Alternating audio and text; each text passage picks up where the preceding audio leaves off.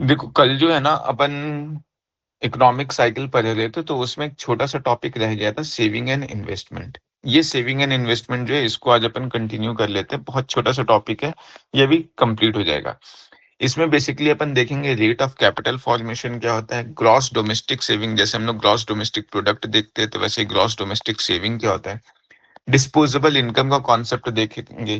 Clear है? Saving rate India में लो क्यों है, या मतलब सेविंग्स इंडिया में बहुत ज्यादा कम क्यों है, हालांकि ये कंटिन्यूअसली ग्रो कर रहा है, फिर भी मतलब देखेंगे क्या रीजंस है।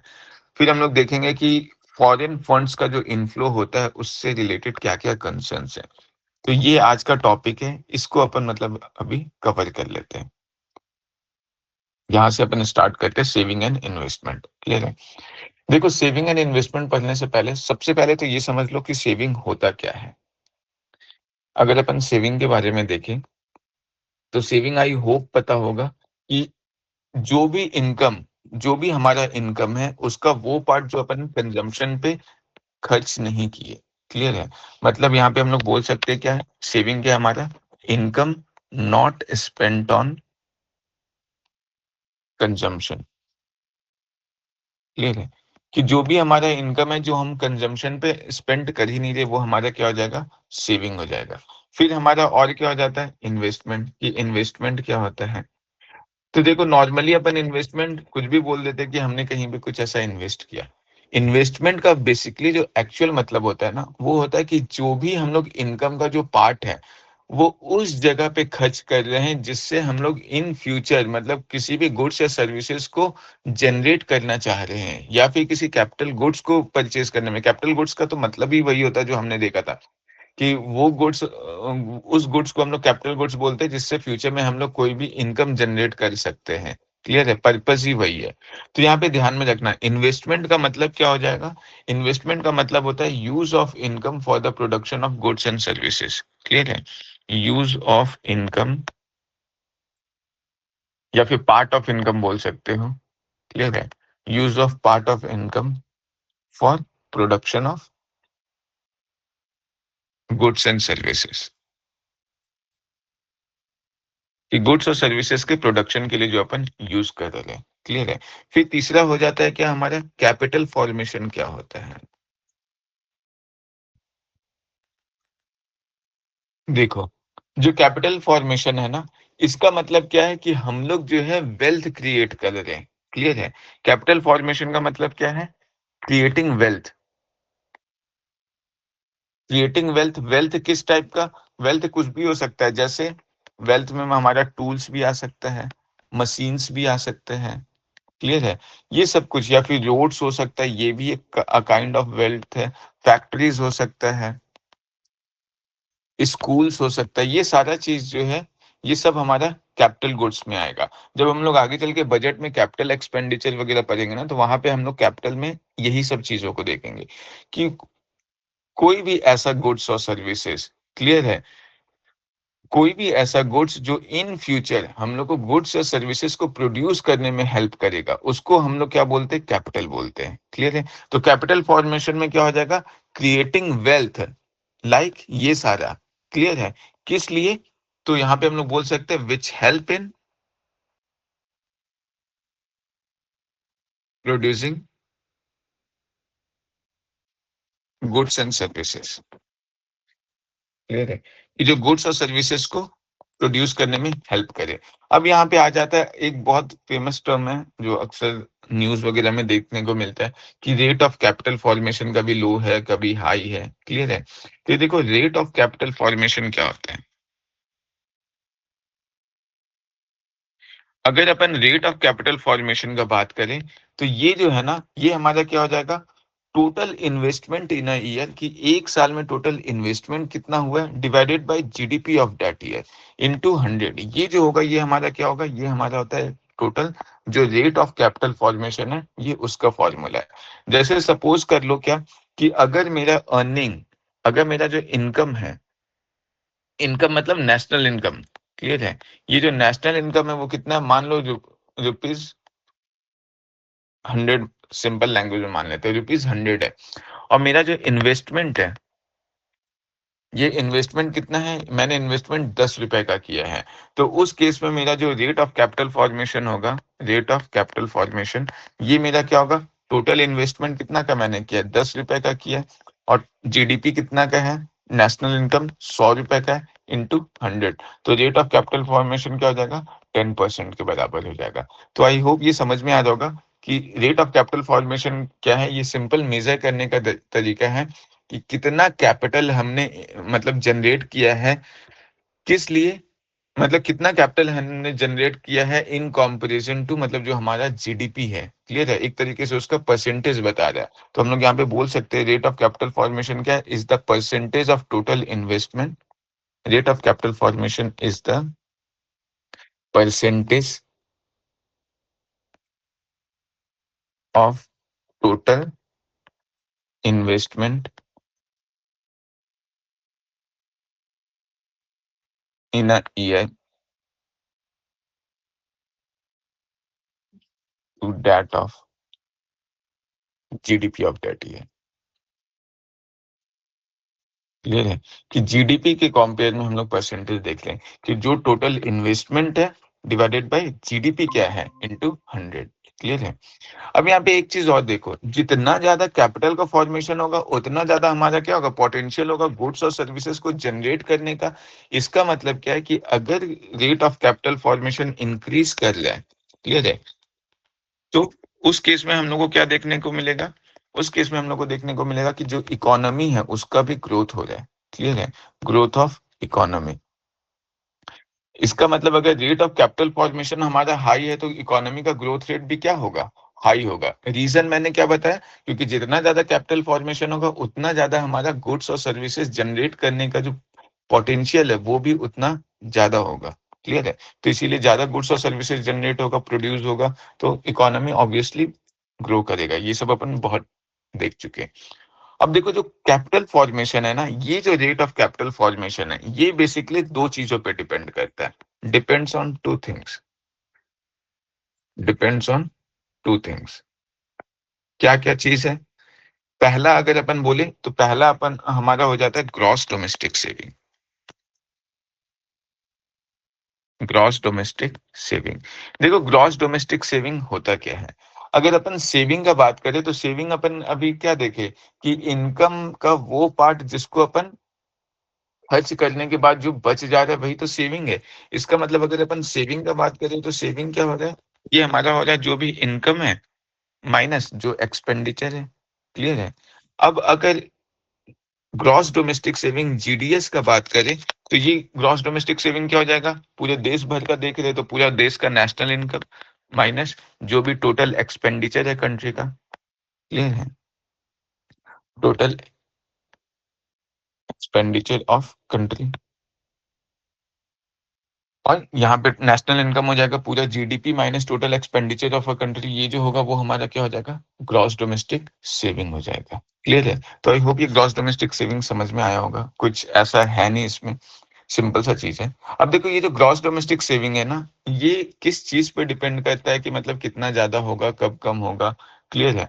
सबसे पहला चीज जो जितना ज्यादा मतलब अगर जो हाउस होल्ड सेक्टर है, जो भी हाउस होल्ड है, हाउस होल्ड मतलब याद है ना, जो जिनके पास फैक्टर ऑफ प्रोडक्शन ओन कर रहे हैं, लैंड, लेबर, कैपिटल, एंटरप्रेन्योरशिप, तो जो हाउस होल्ड सेक्टर का सेविंग जितना ज्यादा होगा उतना ज्यादा ग्रॉस डोमेस्टिक सेविंग होगा।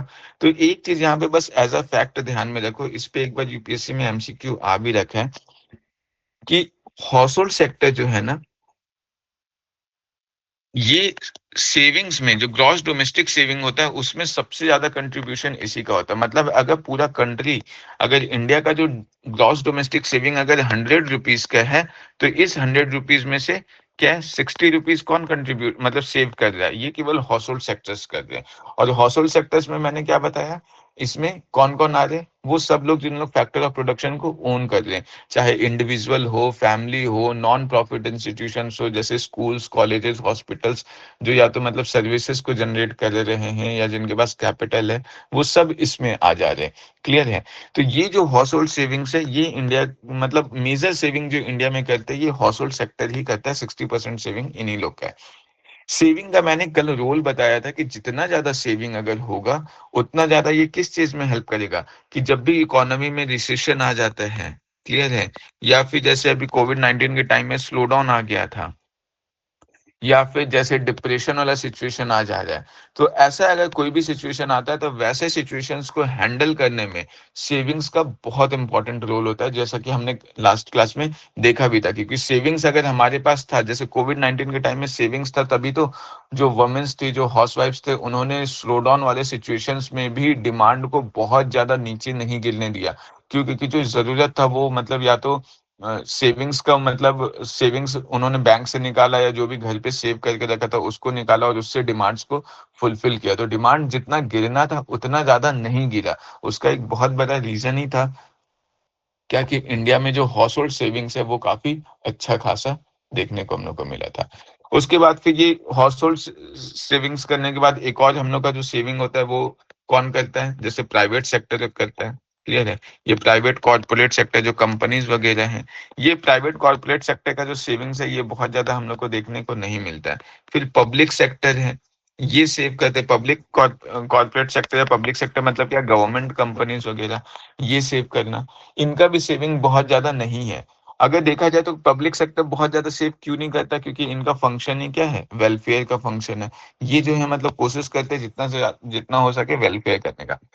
प्राइवेट कॉर्पोरेट सेक्टर क्या है? क्यों इसका सेविंग बहुत ज़्यादा नहीं है? क्योंकि इनके पास जो एक्स्ट्रा प्रॉफिट होता है, प्रॉफिट के बाद जो एक्स्ट्रा हो गया, बच गया, मतलब जो प्रॉफिट आता है उसका मैक्सिमम ये कंज़्यूम कर लेते हैं और उसके बाद जो बच जाता है उसको फ्यूचर बिज़नेस पर्पज़ में इन्वेस्ट कर देते हैं।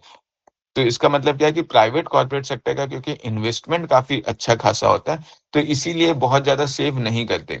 पब्लिक सेक्टर में क्या है, ये तो बिल्कुल वेलफेयर पे काम कर रहा है गवर्नमेंट कंपनीज़ वगैरह, तो इन लोग का तो सेविंग या फिर प्रॉफिट तो मतलब मकसद ही नहीं है, तो इसीलिए ये बहुत ज़्यादा सेव नहीं करते। तो देखो एग्ज़ाम में क्वेश्चन कुछ इस तरीके से आया था, सेविंग को लेकर के इंक्रीज़िंग डिक्रीज़िंग ऑर्डर था, तो ध्यान में रखना सबसे ज़्यादा जो सेविंग में कंट्रीब्यूशन होता है, वो किसका होता है? हाउस होल्ड सेक्टर का होता है। क्लियर है? ये हाउसहोल्ड सेक्टर के बाद जो सेकंड में जो कंट्रीब्यूशन होता है वो किसका होता है? प्राइवेट कॉर्पोरेट सेक्टर का, क्लियर है? और उसके बाद जो थर्ड में आता है वो हमारा कौन आता है? ये हमारा आता है पब्लिक सेक्टर का। ये चीज़ ध्यान में रखना है। फिर जो है मैंने बताया था कि अपन डिस्कस करेंगे क्या कि इंडिया में सेविंग्स जो है वो क्यों कम है? अगर हम लोग सेविंग रेट का ग्राफ देखें इंडिया में, क्लियर है? तो इसको अपन एक तरीके से बोल सकते हैं कि सेविंग रेट इंडिया में लगातार बढ़ा है। अब बताओ कोई भी इंसान सेव कब करेगा? अगर मान लो किसी इंसान का मंथली कंजम्पशन जो है वो ₹100 का है और वो कमा भी रहा है ₹100, तो वो कुछ सेव कर पाएगा क्या? कुछ सेव नहीं कर पाएगा। इसका मतलब सेव करने के लिए ये ज़रूरी है कि उसका जो है इनकम तो कम से कम बढ़े ही बढ़े। तो देखो अगर हम लोग देखें 1950 से लेकर के अगर हम लोग 2022 का चार्ट अगर अपन देखें, तो सेविंग क्या देखने को मिला है? सेविंग लगातार बढ़ा ही है। क्यों? क्योंकि लोगों का इनकम भी जो है वो क्या है? वो बढ़ा है। सेविंग कुछ इस तरीके से बढ़ देखने को मिलता है कि इंक्रीज़ हुआ है। ये हमारा सेविंग्स है। सेविंग रेट कि मतलब इनकम का कितना डिस्पोजेबल इनकम का कितना परसेंटेज जो है सेव कर रहे। देखो अब 1950s में ये क्या था? ये लगभग 10% के बराबर था। 2022 में क्या है कि ये हमारा 30% के आसपास देखने को मिलता है। 2010-11 का अगर हम लोग बात करें तो इस टाइम जो है वो हमारा 34% के आसपास देखने को मिलता है। यहाँ पे 2022 में थोड़ा सेविंग कम क्यों हुआ था? ये थोड़ा-सा यहाँ पे ऐसे कम हुआ है। रीज़न क्यों है कम होने का? रीज़न सिंपल सा ही है कोविड वाला सिचुएशन कि कोविड वाले के टाइम में क्या हुआ था सेविंग हल्का कम हुआ था। बट इन जनरल अगर देखा जाए तो सेविंग जो है वो लगातार बढ़ा ही है क्योंकि इनकम जो है वो बढ़ा है। सेविंग रेट क्या होता है ये ध्यान में रख लो। सेविंग रेट जो होता है वो हमारा होता है कि जो हमारा डिस्पोजेबल पर्सनल इनकम है। डिस्पोजेबल इनकम का मतलब क्या है? डिस्पोजेबल इनकम का मतलब है जैसे सपोज कर लो इतना है कि मतलब मैंने ₹100 कमाया, मेरा सैलरी जो है वो ये मान लो ₹1000 मेरा सैलरी था। अब क्या है 5% जो है वो क्या हो जाएगा? टैक्स डिडक्ट हो जाएगा। इसका मतलब क्या है कि जो ₹50 है, ये जो है ये मुझे क्या करना है? ये मुझे टैक्स पे कर देना है। किसको? गवर्नमेंट को टैक्स पे कर देना है। क्लियर है? तो अब अगर ₹50 मैं गवर्नमेंट को टैक्स पे कर दे रहा हूँ, तो अब मेरा जो नेक्स्ट डिस्पोजेबल इनकम है, मतलब जो अब इनकम मेरे हाथ में जो बचा, वो कितना बचा? वो हमारा 950 रुपीज़ बचा। तो टैक्स पे करने के बाद जो नेट इनकम मेरे हाथ में बच रहा है कंज़म्पशन के लिए, उसी को हम लोग क्या बोलते हैं? उसी को हम लोग बोलते हैं डिस्पोज़ेबल इनकम। तो ये ध्यान में रखो कि डिस्पोज़ेबल इनकम क्या होता है? ये सारा टर्मिनोलॉजीज़ जो है ना, ये सब इम्पोर्टेंट होता है। ये सब एग्ज़ाम में डायरेक्टली ऐसे पूछता नहीं है, बट होता क्या है कि एमसीक्यूज़ वगैरह और उसमें 4-5 ऑप्शन दिया हुआ है कहीं पे, या डिस्पोजेबल इनकम वर्ड यूज़ किया हुआ है। अब आपको उसका एक्चुअल मतलब ही नहीं पता, तो आप गलत करके आ जाओगे या फिर उस क्वेश्चन को सॉल्व नहीं करोगे, इस तरीके से हो जाता है। क्लियर है? तो टर्मिनोलॉजीज़ वगैरह मैंने पहले भी बताया कि थोड़ा इम्पोर्टेंट होता है। तो डिस्पोजेबल इनकम क्या होता है? ये वो मनी है, is that is the money that remains with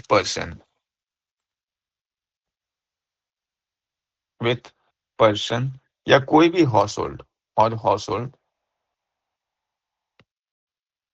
after paying direct taxes. Clear है? कि डायरेक्ट टैक्स को, जो इनकम टैक्स वगैरह सब है, जो भी डायरेक्ट टैक्स है, उसको पे करने के बाद जो पैसा किसी भी इंसान के हाथ में रह गया, उसको अपन क्या बोलते हैं? डिस्पोजेबल इनकम बोलते हैं। तो जब अपन सेविंग देखते हैं ना, तो ये सेविंग अपन डिस्पोजेबल इनकम में देखते हैं कि जो भी इनकम है, डिस्पोजेबल इनकम है, उसका कितना सेव इंसान कर रहा है। तो अगर ये 2022 का डेटा जो है, ये हमारा 30% जो बता रहा है, इसका मतलब क्या है कि अगर इंसान 100 रुपए अर्न कर रहा है, तो 30 रुपए क्या कर रहा है? ये सेव कर दे रहा है। तो सेविंग जो है लगातार मतलब बढ़ता हुआ ही दिखा है हम लोग को। कब जब जब वॉर वगैरह का सिचुएशन आएगा, तब थोड़ा अप डाउन ऐसा होगा। इकोनॉमी में एक चीज हमेशा ध्यान में रखो, ट्रेंड कभी भी कंटिन्यूअस नहीं होता है, क्योंकि इकोनॉमी में हमने क्या देखा है, फेज जो है वो गुड फेज, बैड फेज ऐसा आते रहता है। ये मैंने रफली ऐसा डायग्राम बनाया, बीच में ऐसा ऊपर नीचे आया होगा कहीं, लेकिन ओवरऑल इंक्रीज देखने को ऐसे मिला है। क्लियर है? तो ये चीज ध्यान में रखना इकोनॉमी के कॉन्टेक्स्ट में। इवन इकोनॉमी में मतलब ये यू इस चीज को यूज भी किया जाता है कि अगर कभी भी कोई ऐसा स्टेटमेंट आ जाए जिसमें बोल दे कि सेविंग जो है वो कंटिन्यूअसली इंक्रीज किया है, या फिर कंजम्पशन जो है वो कंटिन्यूअसली इंक्रीज कर रहा है, या GDP growth rate continuously increase कर रहा है, ये सारा टाइप का स्टेटमेंट गलत होता है। क्योंकि इकोनॉमी हमेशा फ्लक्चुएट करते रहता है, ऊंच नीच आते रहता है, बिल्कुल वैसे ही जैसा लाइफ में हम लोग का गुड फेज बैड फेज आता है, वैसे इकोनॉमी में सब चीज फ्लक्चुएट करते रहता है। तो इवन एमसीक्यूज वगैरह में ये इस ट्रिक को यूज भी किया जाता है कि जब भी ऐसे स्टेटमेंट्स का यूज किया जाए, तो वैसा स्टेटमेंट जो है वो बहुत एक्सट्रीम माना जाता है, और उस स्टेटमेंट्स को गलत कंसीडर किया जाता है। क्लियर है? तो ये चीज ध्यान में रखना। डिस्पोजेबल इनकम क्या होता है, ये हमने देख लिया। सेविंग रेट क्या होता है, ये हमने देख लिया कि सेविंग रेट अपन किस में देख रहे हैं। सेविंग रेट हम देख रहे हैं कि डिस्पोजेबल इनकम में से पर्सन जो है कितना सेव कर रहा है। अब देखो, अब यहाँ पे देख लेते हैं कि इंडिया का जो सेविंग है वो कॉम्परेटिवली जो डेवलप्ड वर्ल्ड है उससे लो है। तो वही हम लोग देख लेते हैं कि रीजन क्या है कि इंडिया का सेविंग जो है लो है। Reason for low savings in India. अब यहाँ पे ध्यान में देखो, ये जो लो सेविंग्स इन इंडिया अपन बोल रहे हैं ना, ये किसके कंपेयर में बोल रहे हैं? ये अपन डेवलप्ड कंट्रीज के कंपेयर में बोल रहे हैं कि डेवलप्ड कंट्रीज के कंपेयर में इंडिया का सेविंग जो है वो लो क्यों है।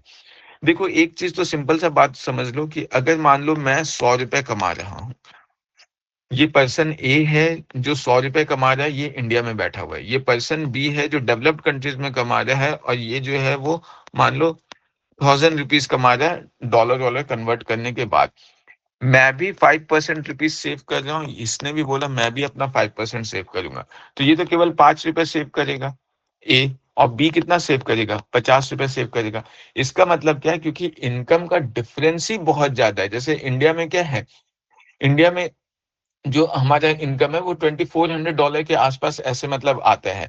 लेकिन वही अगर हम लोग देखें यूनाइटेड स्टेट्स वगैरह, जहाँ पे मतलब बहुत ही ज्यादा, इंडिया से मतलब बहुत ही ज्यादा $80,000 के आसपास ऐसे अर्निंग हो रहा है। क्लियर है? तो अब अगर इतना ज्यादा डिफरेंस होगा, तो उस केस में क्या होगा? और ऑब्वियस सा बात है कि अगर इनकम कम है तो सेविंग भी कम होगा। तो पहला रीजन जो है वो हमारा क्या हो जाएगा कि लो इनकम इम्प्लाइज लो सेविंग।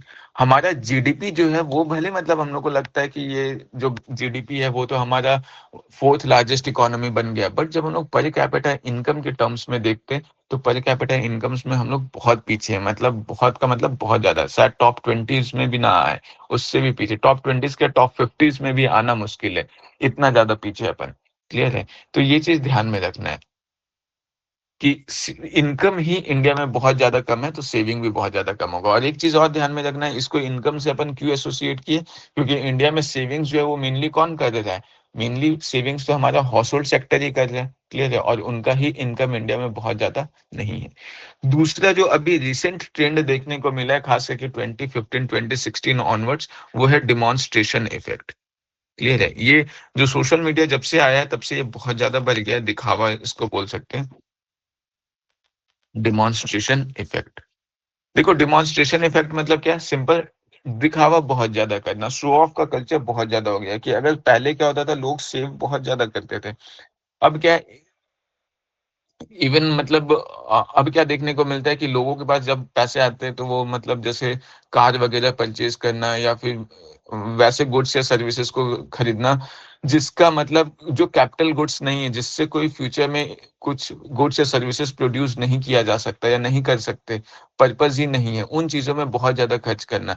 जैसे सपोज कर लो शादी वगैरह में जरूरत से ज्यादा सजावट वगैरह में खर्च कर देना, या फिर फोन होते हुए भी मतलब नीड नहीं है वैसा कुछ, फिर भी मतलब बस शो ऑफ के लिए मैकबुक वगैरह परचेज कर लेना। तो ये सब चीज जो है ये क्या दिखाता है, कहीं ना कहीं इंडिया में जो डिमॉन्स्ट्रेशन इफेक्ट है वो बहुत ज्यादा बढ़ गया है। यहाँ पे इवन कोट भी कर सकते हो कि आरबीआई का जो रिपोर्ट था, अभी रिसेंट रिपोर्ट था, उसमें आरबीआई जो है ईएमआई कल्चर जो है इस चीज को लेकर के, खास करके ये जो ईएमआई कल्चर है इसका मिडिल क्लास में जो ईएमआई कल्चर को लेकर के इशू है उस पे मतलब कंसर्न भी रेज किया था, जिसमें आरबीआई बोला था कि अभी क्या है, लोगों में शो ऑफ कल्चर इतना ज्यादा बढ़ गया कि वो ईएमआई पे गुड्स और सर्विसेज बहुत ज्यादा परचेज कर रहे हैं। इवन आरबीआई का रिपोर्ट ये था कि एक जो मिडिल क्लास है वो अपना 25% जो इनकम होता है, डिस्पोजेबल इनकम होता है, वो केवल ईएमआई भरने में खर्च कर देता है। मतलब अगर 100 रुपए कमा रहा है तो 25 रुपए का तो वो बस वो ईएमआई भर रहा है। तो इस टाइप का चीज हम लोग को देखने को मिला। तो वही यहाँ पे हम लोग बोल सकते हैं कि डिमॉन्स्ट्रेशन इफेक्ट बहुत ज्यादा है। मतलब अगर इनकम बढ़ रहा है तो होता क्या है, इनकम अगर बढ़ रहा है तो सेविंग भी बढ़ना चाहिए, लेकिन डिमॉन्स्ट्रेशन इफेक्ट की वजह से क्या होता है, इंक्रीज इनकम मतलब इस इंक्रीज एक्सपेंडिचर हो जा रहा है। क्लियर है? और ये अभी सोशल मीडिया से सब के टाइम में अब और भी ज्यादा ये देखने को मिल रहा है। क्लियर है? उसके बाद फिर क्या है, इंडिया में क्योंकि टैक्स डिस्ट्रीब्यूशन जो है वो बहुत प्रॉपर नहीं है, तो उसकी वजह से गवर्नमेंट जो है वो क्या है, जनरली टैक्स जो है वो बहुत ही ज्यादा हाई मतलब ज्यादा चार्ज करता है। इंडिया का टैक्सेस कैसा है, हाई टैक्सेस है। अब टैक्स बहुत ज्यादा होने की वजह से क्या है कि अगर सपोज कर लो मैं 100 रुपए कमा रहा हूँ और उसमें से 10 रुपए का मैं टैक्स ही पे कर दे रहा हूँ, तो मेरा डिस्पोजेबल इनकम कितना है, 90s है, 90 रुपीज है। तो अब 90 रुपीज में मैं सेव भी तो कम करूंगा। तो डेवलप्ड कंट्रीज में टैक्सेस जो है वो बहुत ज्यादा हाई नहीं होता है, बट डेवलपिंग कंट्रीज वगैरह जैसा इंडिया वगैरह है, यहाँ पे क्या है, टैक्सेस जो है वो क्या है हमारा काफी ज्यादा है। क्लियर है? फिर जैसे अगर पब्लिक सेक्टर वगैरह हम लोग देखें तो उसमें क्या है कि उन लोग का पर्पस ही क्या है, उन लोग का पर्पस ही वेलफेयर का है, तो उसकी वजह से भी उनमें टैक्स वगैरह का जो कलेक्शन, उसकी वजह से उन लोग का सेविंग वगैरह जो है वो हम लोग को क्या देखने को मिलता है, काफी कम देखने को मिलता है। क्लियर है? अब देखो, अब सेविंग तो अपन बहुत ज्यादा कर नहीं रहे, लेकिन कैपिटल फॉर्मेशन तो अपन को करना ही है बहुत ज्यादा। क्लियर है? अब अगर कैपिटल फॉर्मेशन करना है और सेविंग हमारा बहुत कम है, तो वैसे केसेस में अब क्या करेंगे, वैसे केसेस में गवर्नमेंट अट्रैक्ट करता है कि कोई बाहर का कंट्रीज, मतलब वो जो है वो आकर के इंडिया में कैपिटल फॉर्मेशन में फंड कंट्रीब्यूट करे। मतलब हम लोग कंट्रीब्यूट क्या, गवर्नमेंट क्या कोशिश करता है, इनफ्लो ऑफ फॉरेन फंड्स का, कि फॉरेन कंट्रीज या फॉरेनर्स वगैरह जो हैं वो हमारे कंट्रीज में आए और वो इन्वेस्टमेंट में कंट्रीब्यूट करे, वो कैपिटल फॉर्मेशन में जनरेट करे। क्योंकि कैपिटल फॉर्मेशन तभी ज्यादा होगा जब लोगों का सेविंग अच्छा खासा होगा। सेविंग ज्यादा नहीं होगा तो फिर कैपिटल फॉर्मेशन भी नहीं होगा। क्योंकि ऐसा नहीं होता कि अगर मैं 100 रुपए कमा रहा हूँ और 100 का 100 मेरा खर्च हो जा रहा है, सेविंग बिल्कुल है ही नहीं, तो मैं सोचूंगा कि चलो ठीक है कार खरीद लेता हूँ। कार मैं तभी खरीदूंगा टैक्सी चलाने के लिए या कुछ भी ऐसा जब मेरा सेविंग्स होगा, क्लियर है? तो इसीलिए अब क्या है फॉरेन फंड्स जो है इंडिया मतलब बहुत ज़्यादा कलेक्ट करता है, मतलब इनफ्लो बहुत होता है फॉरेन फंड्स का, कोशिश करता है इवन गवर्नमेंट कोशिश करता है फॉरेन कंट्रीज से लोन वगैरह बहुत ज़्यादा लेने का, क्लियर है? ये सब अभी हम लोग देखेंगे। अब यहाँ पे मेनली हम लोग को ये देखना है कि ये जो इन्फ्लो ऑफ फॉरेन फंड्स है उसकी वजह से इश्यूज़ क्या-क्या हो रहे हैं। देखो कंसर्न अगर हम लोग देख ले क्या-क्या दिक्कत हो जाए, तो सबसे पहला कंसर्न जो है वो क्या है इकोनॉमिक डिपेंडेंसी, क्लियर है? कि डिपेंडेंसी जो है वो दूसरे कंट्रीज़ पे बढ़ जाता है। ये एक बहुत बड़ा कंसर्न है कि अगर इकोनॉमिक डिपेंडेंसी होगा, क्लियर है? अगर इकोनॉमिकली तौर पे हम लोग डिपेंडेंट होंगे तो वैसे केसेस में क्या होगा कि जो कंट्रीज हम लोग को लोन दे रहा है वो इंटरफेयर करेगा और इंटरफेयर कैसे करेगा इंटरफेयर पॉलिटिकल इंटरफेरेंस भी देखने को मिलेगा और साथ ही साथ जो है हम लोग का इकोनॉमिक इंटरफेरेंस भी देखने को मिलेगा जैसे फॉर एग्जांपल मैं बता देता हूँ अभी क्या है जैसे नेपाल का फॉरेन पॉलिसी अगर 2015 के पहले देखे तो नेपाल का जो फॉरेन पॉलिसी था वो मतलब बिल्कुल ऐसा था कि मतलब इंडिया के अलावा उसके पास और कोई ऑप्शन था ही नहीं। बट क्योंकि 2015 के टाइम में इंडिया और नेपाल का रिलेशन थोड़ा खराब होता है और उसके बाद नेपाल जो है वो चाइना से फंड लेना स्टार्ट करता है। चाइना क्योंकि अब नेपाल को बहुत ज़्यादा फंड दे रहा है तो नेपाल का फॉरेन पॉलिसी थोड़ा टिल्ट हुआ, एंटी इंडिया बन गया। क्लियर है? इंडिया के अगेंस्ट होना स्टार्ट हुआ। सेम चीज़ हम लोग को श्रीलंका में भी देखने को मिला था जब श्रीलंका जो है चाइना से बहुत ज़्यादा फंड ले रहा था तो श्रीलंका का भी जो फॉरेन पॉलिसी है वो एंटी इंडिया देखने को मिलता है। लेकिन क्योंकि अब फिर श्रीलंका जो है वो डेथ में चला जाता है और उसके बाद उस टाइम इंडिया श्रीलंका को हेल्प करता है, तो फिर धीरे-धीरे चाइना का जो श्रीलंका का जो फॉरेन पॉलिसी है वो थोड़ा प्रो इंडिया होना स्टार्ट होता है। सेम केस हम लोग को मालदीव्स के साइड से भी देखने को मिलता है कि मालदीव्स को चाइना बहुत ज़्यादा फंड प्रोवाइड कर रहा था, तो मालदीव्स का फॉरेन पॉलिसी एंटी इंडिया हो गया था। तो ये जो पॉलिटिकल इंटरफेरेंस है, ये कहीं न कहीं मतलब जितना ज़्यादा इकोनॉमिक डिपेंडेंसी होगा, उतना ज़्यादा पॉलिटिकल डिपेंडेंसी भी देखने को मिलेगा। मतलब पॉलिटिकल इंटरफेरेंस देखने को मिलेगा। इकोनॉमिक इंटरफेरेंस कैसे देखने को मिलता है? जैसे सपोज़ कर लो इंडिया को 1991 में क्या था? लोन चाहिए था। अब उस टाइम जब इंडिया को लोन चाहिए था, तो आईएमएफ क्या शर्त रखा? आईएमएफ शर्त रखा एलपीजी रिफॉर्म्स का, क्लियर है? कि अपना जो एक तरीके से मतलब ग्लोबलाइज़ कर लें, मतलब जो बो एक तरीके से बोल सकते हैं कि जो बाउंड्री सेट किया हुआ था ट्रेड वगैरह में, उस बाउंड्री को पूरा ओपन करने, मार्केट को पूरा ओपन करने, प्राइवेटाइज़ करने का बात किया गया था, ग्लोबलाइज़ेशन का बात किया गया था, लिबरलाइज़ करने का बात किया गया था ताकि कोई भी न्यू कंपनीज़ वगैरह को सेटअप करने में मतलब ईज़ ऑफ डूइंग बिज़नेस थोड़ा आसान हो सके। उसके लिए जो रेगुलेशंस था गवर्नमेंट को उसको लिबरलाइज़ करने का बात किया गया था। प्राइवेटाइज़ मतलब क्या? प्राइवेटाइज़ करने का मतलब है कि जो केवल पब्लिक कंपनीज़ है, उसकी जगह अब प्राइवेट प्लेयर्स भी मतलब पार्ट लें उन चीज़ों में। और ग्लोबलाइज़ेशन का मतलब क्या? कि जो फॉरेन प्लेयर्स हैं, उसको भी इंडियन मार्केट में एक्सेस मिले। ये शॉर्ट में इसको एलपीजी रिफॉर्म्स वगैरह को मेंस वगैरह में डिटेल में देखेंगे। यहाँ बस इतना समझो कि यहाँ पे आईएमएफ किया क्या? एलपीजी रिफॉर्म्स लाने के लिए इंडिया पे प्रेशर बिल्डअप किया 1991 में। तो कहीं न कहीं ये इकोनॉमिक इंटरफेरेंस तो है कि अगर हम सामने वाले से लोन ले रहे हैं, तो वो अपना टर्म्स एंड कंडीशन तो रखेगा। ये सेम चीज़ हम लोग ईस्ट इंडिया कंपनीज़ के टाइम पे भी देखते हैं कि जब ईस्ट इंडिया कंपनी को ब्रिटिशर्स से लोन चाहिए था। जब ईस्ट इंडिया कंपनी हैवी डेब्ट में जा रहा था, तो उस टाइम जो ब्रिटिश पार्लियामेंट है, वो क्या करता है? वो रेगुलेशन लाता है ईस्ट इंडिया कंपनी पे और उसके बाद हम लोग को क्या देखने को मिलता है? रेगुलेटिंग एक्ट ऑफ 1773 याद आ रहा है? क्लियर है? तो ये बस मैं बताने का ये कोशिश कर रहा हूँ कि जब भी लोन लेंगे हम लोग, तो वैसे केसेस में इकोनॉमिक इंटरफेरेंस, पॉलिटिकल इंटरफेरेंस ये सब चीज़ देखने को मिलेगा। क्लियर है? और ये सबसे क्या होता है कि किसी भी कंट्रीज़ का जो इकोनॉमिक पॉलिसीज़ है, वो भी अफ़ेक्टेड होता है, जो अभी हम लोग देख लिए, क्लियर है? फिर और क्या दिक्कत होता है? बर्डन ऑफ इंटरेस्ट पेमेंट कि फिर इंटरेस्ट पे भी तो करना है, burden of interest payment, clear है? जैसे फॉर एग्ज़ाम्पल अगर इंडिया के केस में देखें, तो इंडिया अगर ₹100 कमा रहा है, ये डेटा यूज़ भी कर सकते हो, तो इंडिया जो है वो ₹20 के आस-पास केवल इंटरेस्ट पे करने में यूज़ कर देता है। क्लियर है? मतलब जो फॉरेन कंट्रीज़ वगैरह से जो लोन ले रखा है, उसको लोन को रीपे करने में ही मतलब केवल ₹20 चला जा रहा है। मतलब इंडिया का जीडीपी अगर 4 ट्रिलियन है, तो उस 4 ट्रिलियन का 20% कहाँ जा रहा है? वो पैसा खर्च कहाँ हो रहा है? वो पैसा खर्च लगभग हो रहा है केवल और केवल इंटरेस्ट पे करने में। तो ये जो है ये मतलब ये एक बर्डन हो जाता है। क्लियर है? इवन जो फॉरेन पॉलिसीज़ वगैरह है वो भी अफ़ेक्ट होता है। क्लियर है?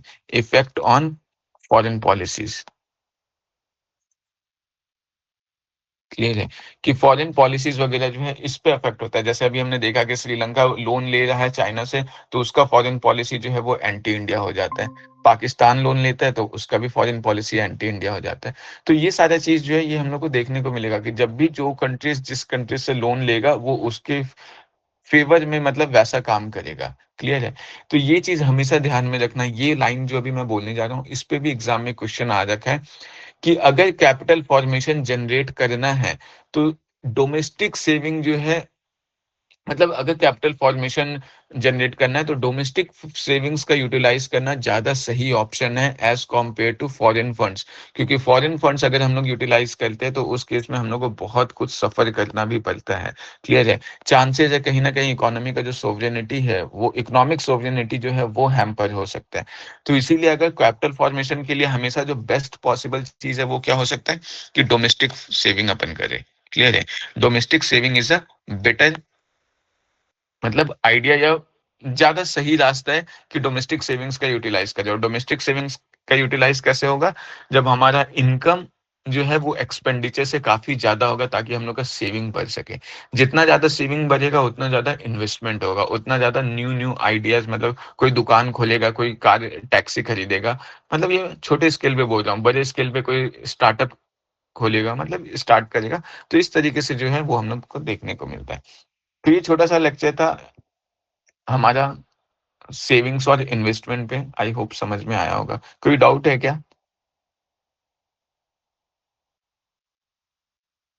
No sir. चलो ठीक है। ये जो है अपन शाम को टाइमिंग यहाँ पे पहले रिकॉर्डिंग